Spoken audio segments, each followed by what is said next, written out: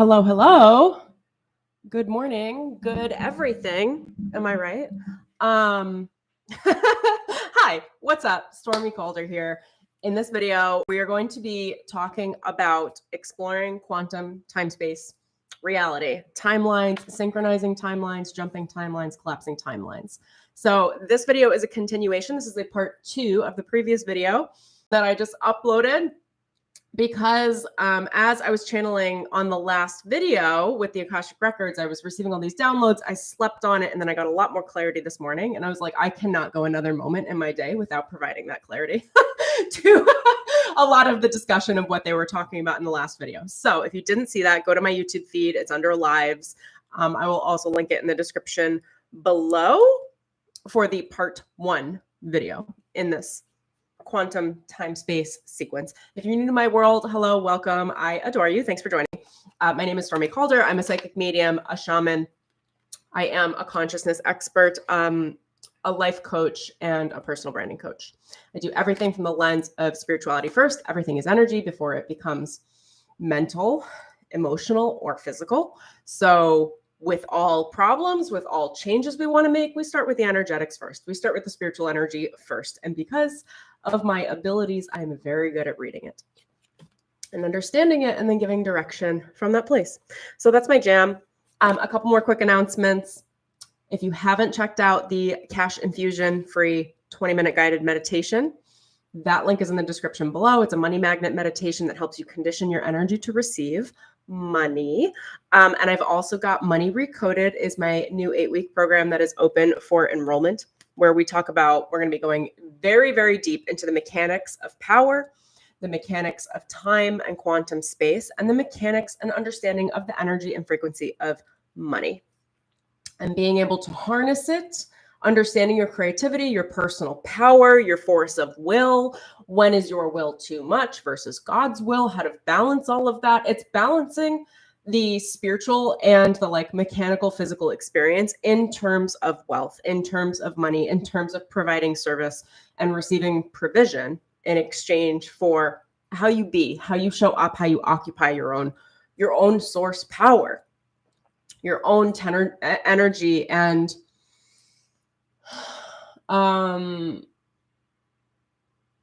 time, your own time energy, which is really condensed into the quantum, into creative power.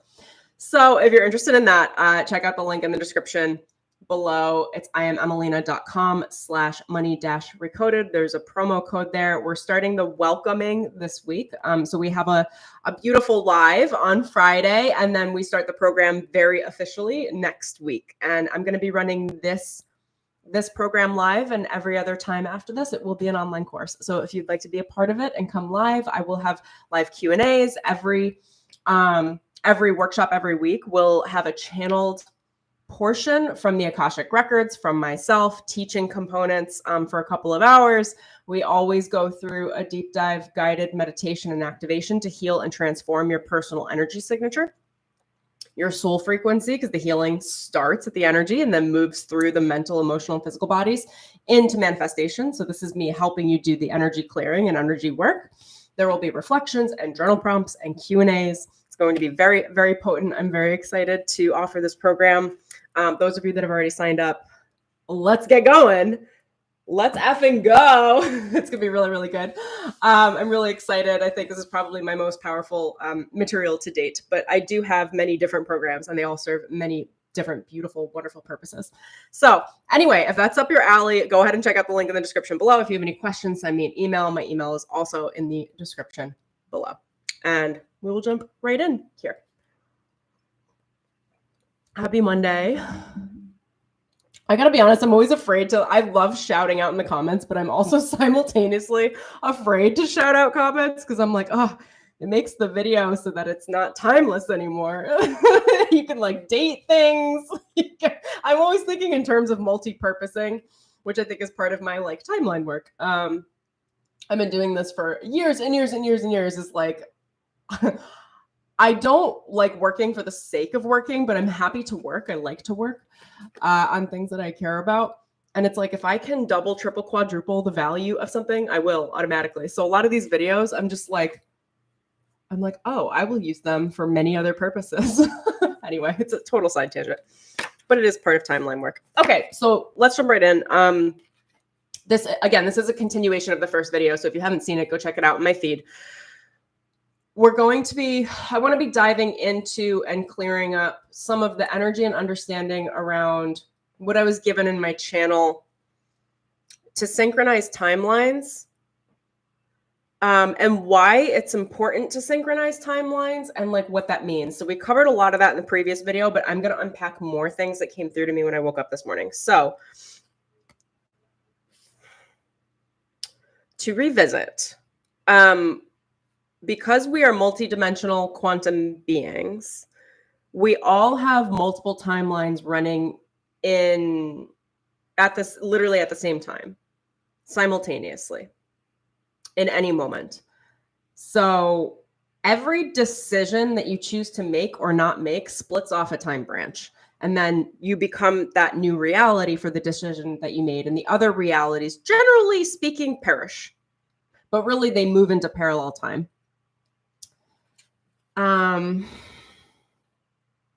We are opening and closing, I'd say dozens, but honestly, it's probably millions of timelines on a moment-to-moment basis, because they're all happening subconsciously. The way it's being shown to me right now is that if you take film and you slow the film down, it goes down to, I don't remember, it's either 30 or 32 frames per second. And when you slow the speed of the film down, the speed of the movie, to the point where you can see the frames, it's one frame and another frame and another frame and another frame, right? And they look like still shots. That's how we create that appearance of movement through time.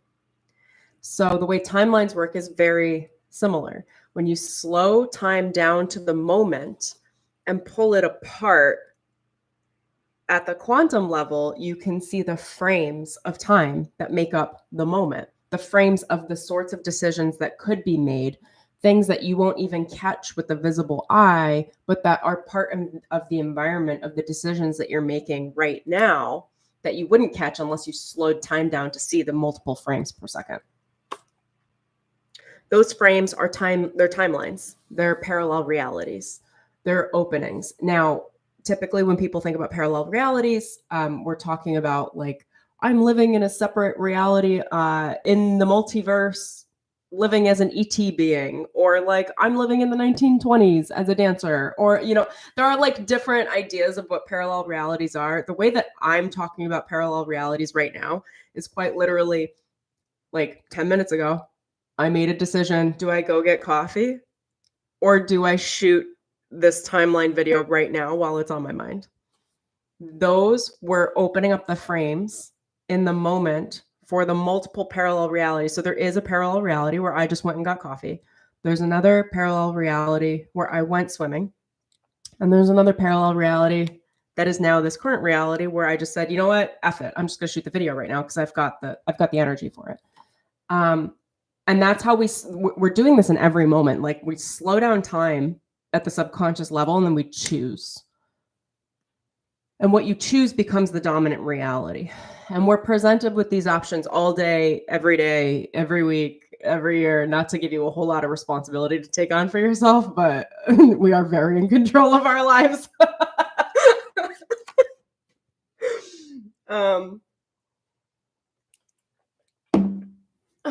Okay.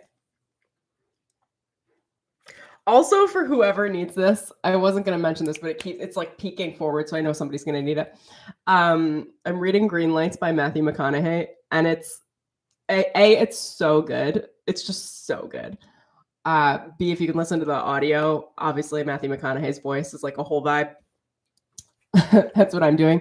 But C, I really feel like through his stories, it's like nonfiction creative writing.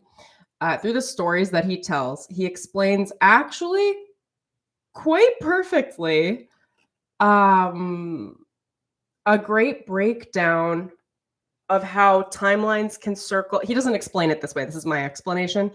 But after reviewing this material, it's like, it's like how timelines, how your choices affect other timelines and how to circle them back and turn them into like what he calls green lights, which are like go. It's like a good thing. Like everything turns back into a good thing. Even the things that are challenging, arduous, or difficult. And he's got such a playful way of kind of making his way through that content. So in case that's helpful for any of you, check that out because that was coming through. So when we're working with timelines, again, so I just split it. I broke it down from the moment to moment basis. But when my spirit guides are saying synchronizing timelines are important,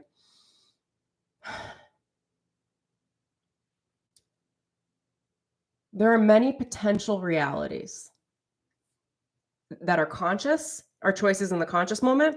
We have many potential realities in the subconscious that are running in the background on autopilot in the dark. And then we have a lot of potential realities that are running at the soul level or what is the superconscious mind. That's the soul saying like, oh, I have this ET being version of myself. I've got this version of myself here. This version of myself is in the underworld. I feel like I'm dealing with that version of myself a lot. Like, I don't know. There's a lot of different really trippy realities when we go to the superconscious level.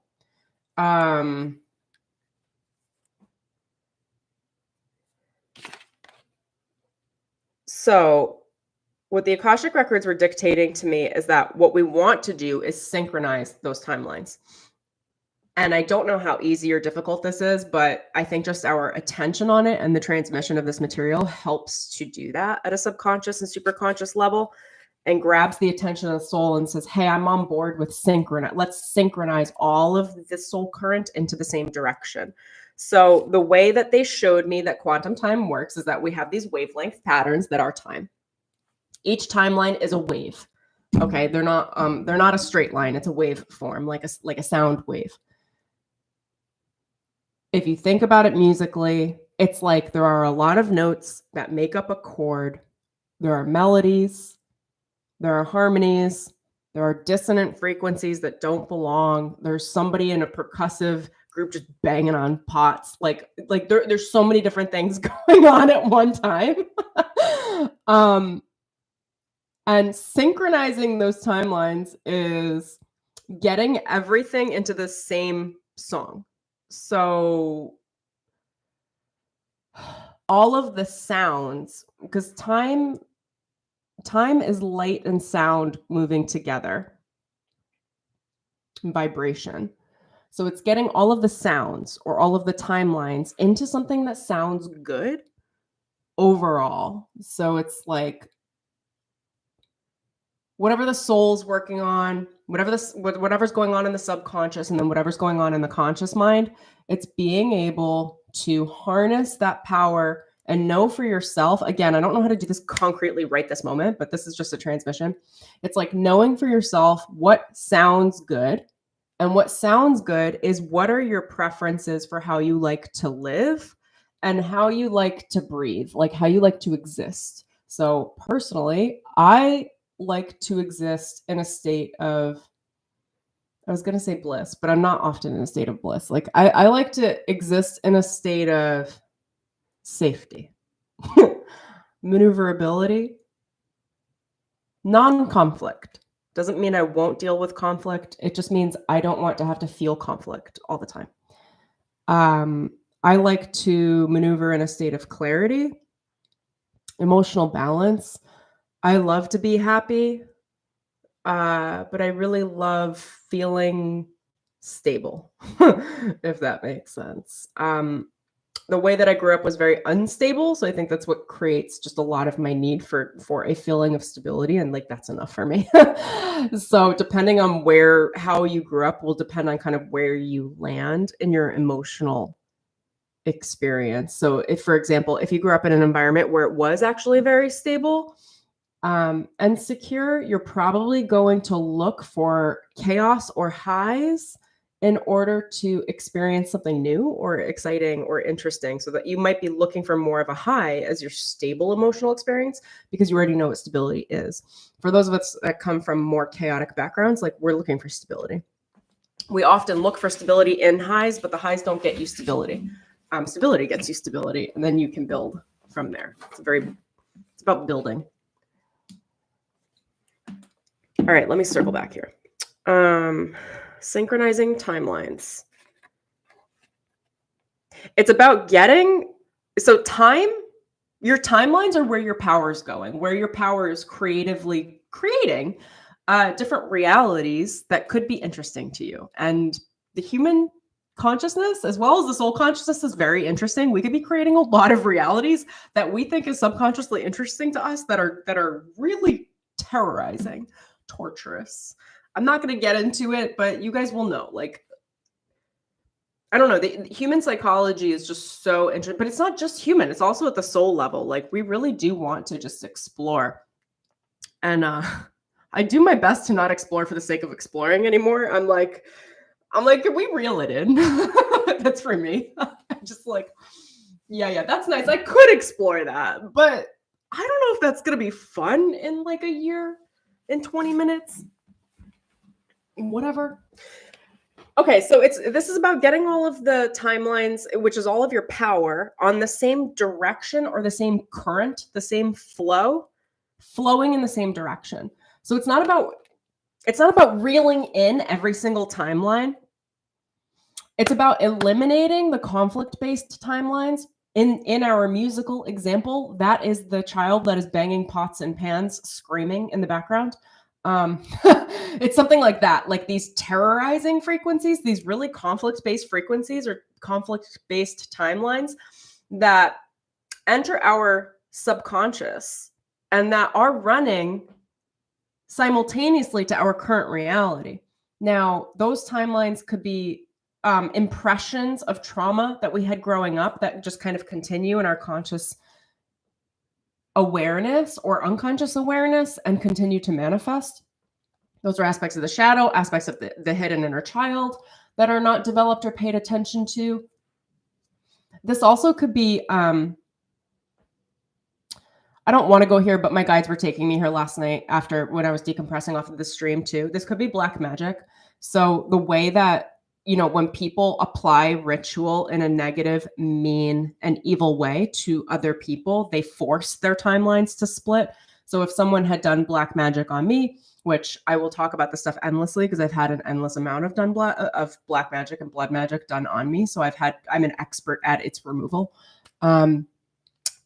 Is that it forces the said person into a split timeline against their will. And then what I've gotten good at is merging those timelines back and removing it. If you guys need any help with that, I have a link below for the Divine Protection Ceremony, which is a 5-hour black magic removal ceremony, abuse removal, that removes the energetics of abuse patterns so that you can actually bring your power back into your current timeline and away from the ones that were forced splits, that were not part of your consciousness. They weren't part of your conscious choice. They were part of someone else's choice on you, which we have to deal with when shit like that happens. Okay, I'm going to reel it in for just a moment and check in with the Akashic records before I kind of keep going. You guys know I just like offshoot on different ideas. So that's where I'm at.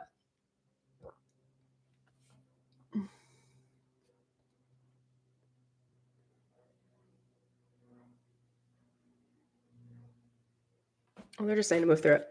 Okay, so when we're talking about, let me go back. So it's about removing the alternate dimensional frequencies, the what I call black magic, but it's like where other people created a lot of conflict in your life, forced conflict in your life, or you created that conflict in your life or forced that conflict in a number of ways, whether through relationships, circumstances, etc. It's about stopping giving those realities power and creativity, emotional energy, and refocusing your attention on what it is that you want, on all the things that are going well for you. This is like a good gratitude practice. It's just acknowledging what's going well. Those are the timelines, the synchronization of your energy that's working. And when we stop feeding the conflict-based energies, they stop being a part of our musical character. Like they stop weaving their way into our soul song, into our reality. And then when they come in, there's like a bouncer at the timeline that just like throws them out. spiritually, which is actually really cool. That song is like developing your preferences. It's understanding who you are, what you like, what you don't like, not paying attention to what you don't like, but when what you don't like shows up, saying, I don't like that, and then focusing on what you like.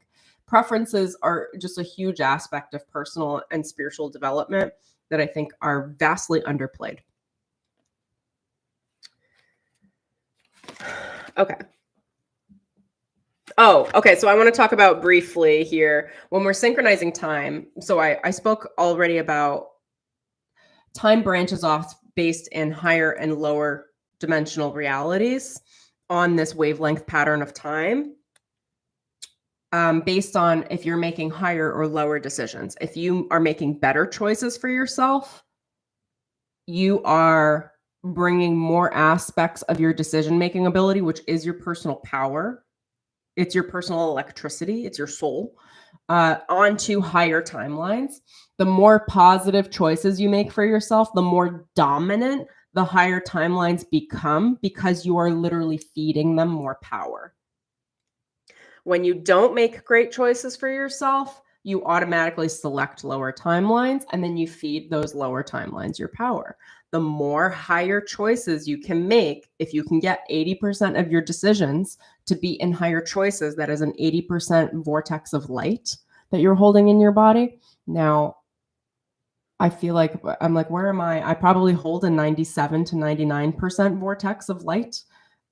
Which I won't say is always the easiest, but it actually does become easy because the decisions stack and you just make better and better and better decisions because the decisions themselves carry momentum. But you want to be in as much light integrity as you can be. Whether or not this is virtuous for you, I don't know that it matters. It is virtuous for me and moral for me, but it really has to do with how karma works, how momentum works. If you can get 80% of your decisions into alignment with your highest self, then that 80% starts to take a momentum and it leads you forward to a B plus character. Like it will lead you naturally. The universe will cut you slack for that 20% of decisions that you're not making as well because of the 80% of your character being stacked in higher timelines.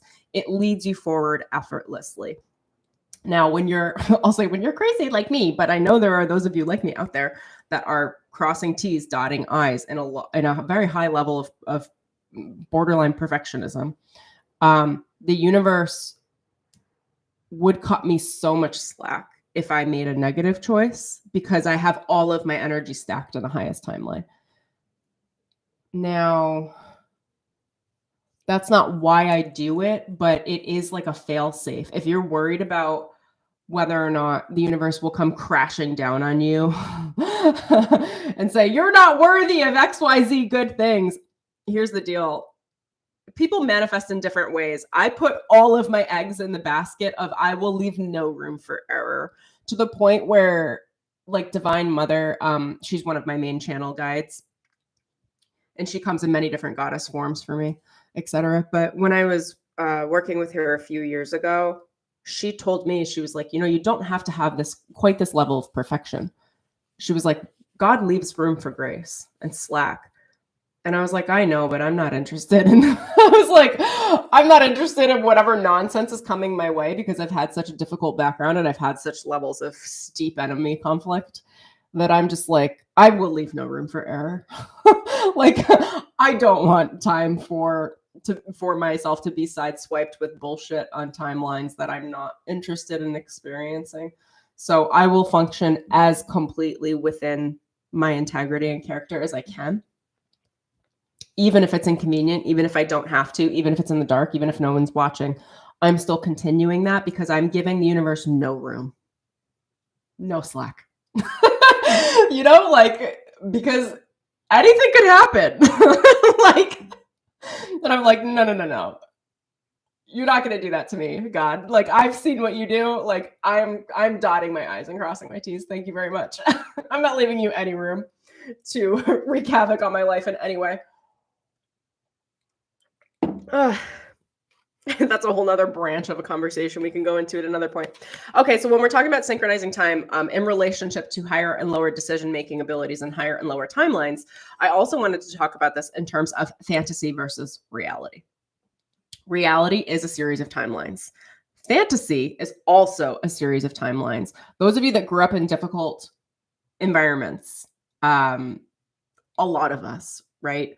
We become eternal optimists, idealists, and we fantasize because that's how you escape the torture of the reality of whatever you've lived through in the present moment, is through creating in the mind. It's actually a very positive trait, and it's a really amazing survival skill as well, to be able to create from nothing.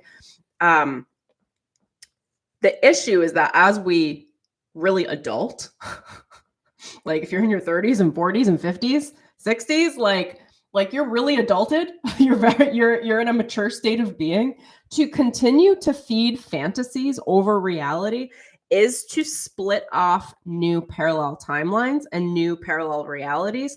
And the more you fantasize, the more you practice the fantasy. And I'm not using this in terms of manifesting in a positive way.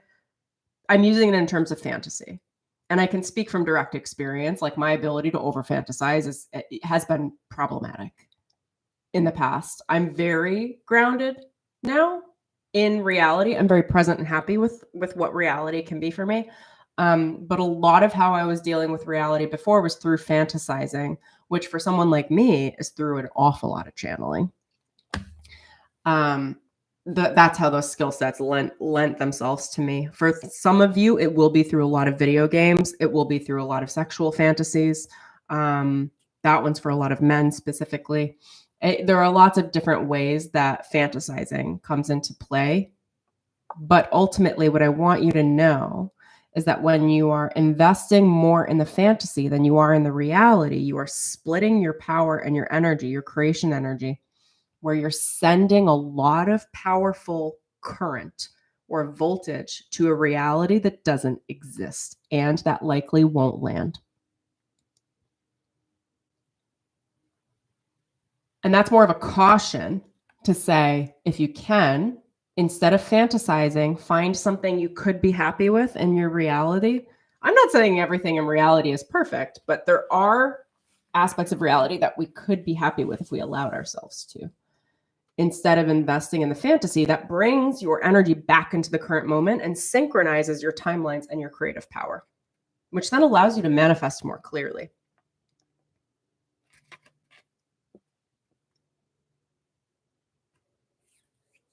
Okay, more on the mechanics of power here.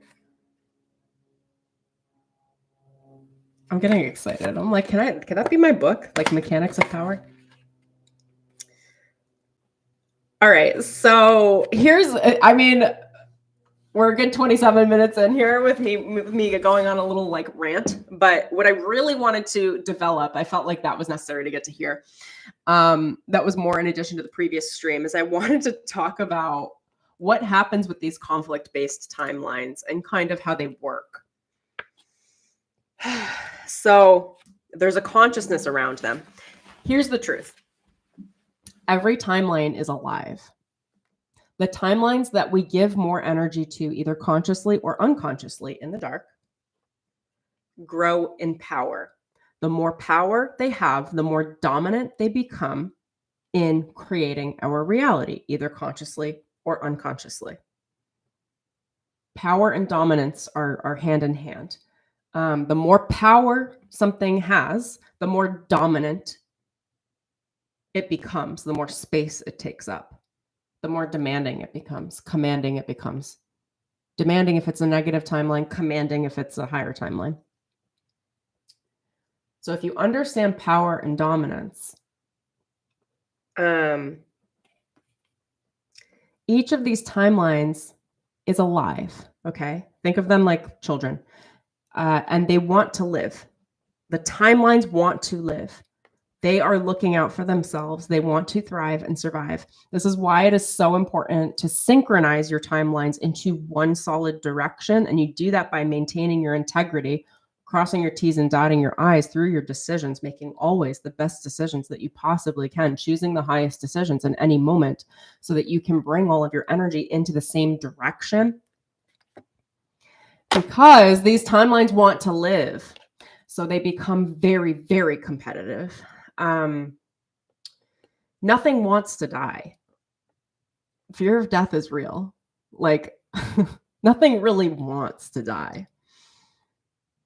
So these darker timelines, these conflict-based timelines that grow in power, and they grow in power through fantasizing, they grow in power through black magic, they grow in power through our unconscious ability to confront them.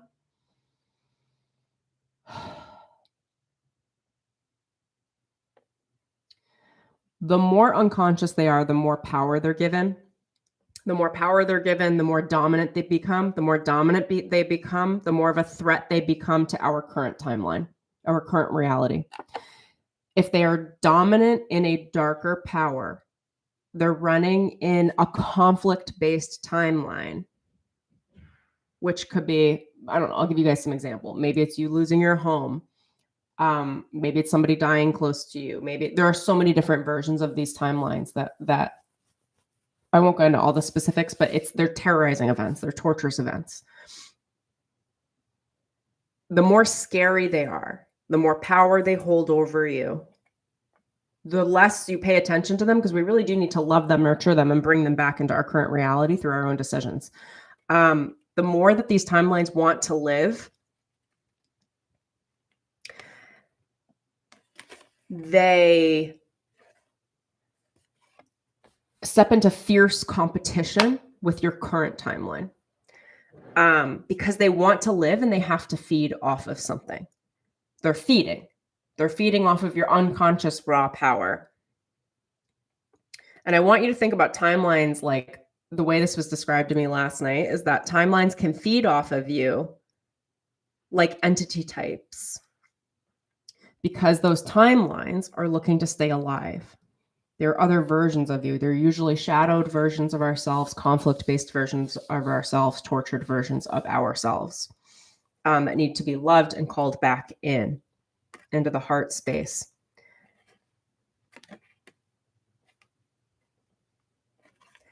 And something else I wrote is time branches. So timelines are either in relationship or out of relationship. When things are in relationship, that's health. When they're not in relationship, that's conflict, and it needs to come back to relationship. Everything is in relationship. When we are in conflict, it's forcing a lack of relationship, which doesn't make any sense. Everything can be in harmony. So time branches that are not in relationship with each other in parallel reality are in fierce competition with your current reality. They become enemy timelines. And to reference what I had said yesterday, these could be things that are like, they will manifest as freak accidents, health accidents. They can manifest as freak deaths. They can manifest as suicide. They can manifest as car accidents. They can manifest as, they're saying, foreclosures. They can manifest as just powerful, really negative events. If you are a person of light and of integrity, and call in a lot of protection. The protection is real. Divine protection can prevent those timelines from ever actually being able to claim dominance over your light. I've been so severely protected. I can point out times, I won't in the stream, but I could point out times where I have escaped severe, like what was going to be severe harm. And I felt the timeline shift over. And I was like, wow. And then I would hear my guides say, this was supposed to happen. Supposed to, based in fate, based in other people's negativity towards me. Enemies I've created, cultivated, attracted, as well as the enemy within myself, which is my shadow that goes unconscious, running on other timelines, other parallel dimensional realities that then tries to feed off of this timeline by killing it off. If you think about timelines, I mean, they're all versions of the self. So which versions get to live and which versions get to die? The shadow versions get very competitive, and they really do want to kill off the light versions, because when you're holding a lot of light, that's a lot of power. If a shadow timeline could collapse a light timeline, it eats up all of that power and it becomes a more dominant timeline. And again, to become a dominant timeline is to thrive. I'm not saying you're thriving. I'm just saying that timeline is thriving. That timeline could be a torturous medieval timeline. Like, I don't know. It just wants It wants to thrive. Now, divine will is very, very, very real. This is why we surrender. We surrender to the higher power, because the higher power dominates over these lower timelines. The higher power takes the dominance. That's your higher self, right? Your oversoul. The higher aspects of your own soul watching over you. Some people refer to that as God. There are many different frequencies of that I could get into, but I'm like, where do I bring this back to you guys? So if you're always calling in protection, you're always working with the divine, working with your light, and you're always working to be in higher states of integrity, leading yourself forward in a way where you're making choices that are not necessarily always convenient, but are the choices that will bring you towards the reality that you prefer to live in, the future that you prefer, that will develop your character in a way where you are able to become the person that easily lives in a future that you prefer, the higher versions of yourself, the higher state of your own personal awareness. That is competition, or sorry, I read the word competition. That is protection from all of these lower timelines that are in competition with your current timeline. Now, I'm just going to check in with the records because that's all I have for my notes, how they want to, if there's anything else they want to add onto this. It's more that I wanted to explain how time branches can sabotage or create or cultivate enemies where you're almost internal. It's an internal enemy that's created or that's projected on you from people in your environment doing some level of witchcraft or sorcery, or at the soul level.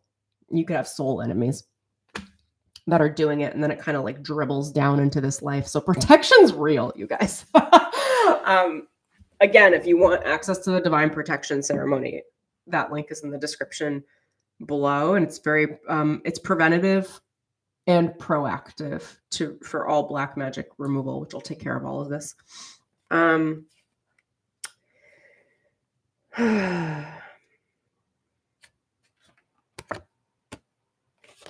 Okay.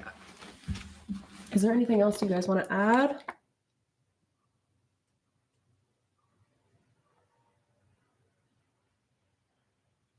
They're saying the amount of time branches that create your reality is synonymous with the amount of thoughts you have in your mind in any moment. There's a lot of time branches. We have a lot of thoughts. I don't remember what it is. Is it like, I feel like 60,000 thoughts per second is coming to mind, but I'm not entirely sure. There's a lot of subconscious thought. There's a lot of superconscious thought, and there's a lot of conscious thought. So the better you are at observing, understanding, and maintaining your focus, your power, and your direction on what you want, the better you are going to get at synchronizing your timelines into a singular direction so that you are manifesting all parts of yourself to receive the lifestyle that you actually prefer and not what is dominantly unconscious.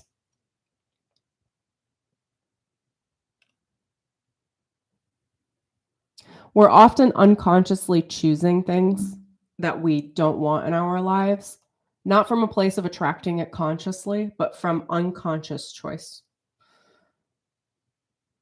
The more that we understand our priorities, daily, weekly, monthly, yearly, and our focus, and we can bring our focus back to our priorities. Those are going to be physical priorities, like what are you building? What are you doing? Where are you going? And then also emotional priorities. So one of my biggest priorities is peace. If it's not a peaceful decision for me, if I don't feel peaceful, and that's not saying I won't step into conflict, I will. But it's more like I have to feel at peace within myself. I have to feel a state of emotional balance. If anything is taking from that emotional balance from me, I will not give it energy. That's like a core priority for me. What's another one? Let me think. I'd say joy, but really peace is very dominant for me over joy. Like play, curiosity, happiness, fulfillment. You know, it's what is your dominant emotional experience that you want to experience? And then filtering every experience through that. There are many ways to cut a cake, is what they're saying. Like there are many ways to get what you want, to manifest in reality. How you get there matters a metric F ton. It matters a whole hell of a lot. I could manifest creating my business from a place of burnout, for example, which is not something I practice. I manifest my business from peace, from internal balance. I'm always moving from a state of balance and happiness and peace, which isn't often, it's not always the case for people in business. Most people are manifesting from conflict and competition. Those are not the places I manifest from. Okay, is there anything else we need to say about that? It's understanding your priorities, moving towards those priorities, maintaining your focus. If you can maintain your conscious focus, you can often maintain your subconscious focus. If you cannot maintain your subconscious focus and it's demanding your attention, dear God, get out a journal. I used to hate journaling, and it's really just I just have to do it, because if there are too many demanding thoughts, how do I handle it? Subconsciously, if I can't get my focus on what I want, I'll go into journaling. I will go into exercise. I will do voice memos to myself and meditation. Now, when I'm meditating, I'm typically observing the energetics of thought. What thoughts are coming to me? What thoughts are moving from me? And can I sit with them long enough where I can start to understand my own thought matrix to get everything onto a harmonious thought pattern, essentially. So I allow myself the time to work that through. A lot of people do that through journaling, which I also do as well. Okay. Anything else, my etheric friends?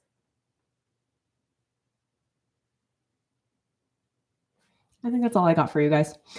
So I hope you enjoyed this. Thank you for joining me on our quantum time space timeline branch, timeline hopping discussion and understanding.